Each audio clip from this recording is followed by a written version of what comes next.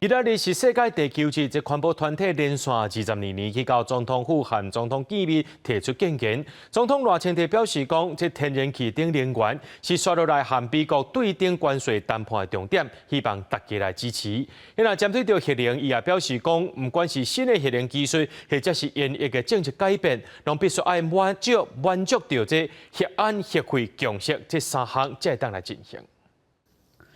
世界地球日，总统赖清德伫府内接见环团，出现了后，甲代表伊哀求问好。赖总统致辞了后，展开各项环境议题讨论。针对最近核能演役议题，赖总统各一处表示，要建构多元有韧性的能源体系，无排除任何对净零的方案有帮助。对新核能保持开放态度，若要政策变更，要满足3个前提。任何的政策变更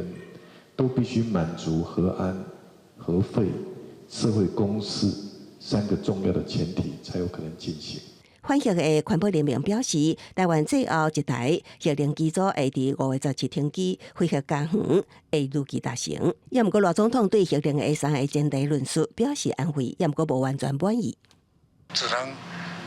感到安慰了哈，他不能100%满意，因为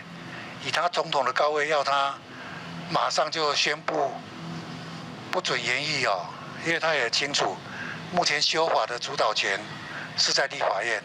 对于反伊讲过恢复加长，毋是民进党的意识形态，甲新主牌表示会当理解。他如果是作为一个政治上面攻防的说辞哈，当然我可以接受。继续反对于推动四接积极有国安问题环团，是无得到满意的答案，也无啥震动总统，希望大家会当支持，所落来进行对等关税谈判，对美国提关天然气等采购。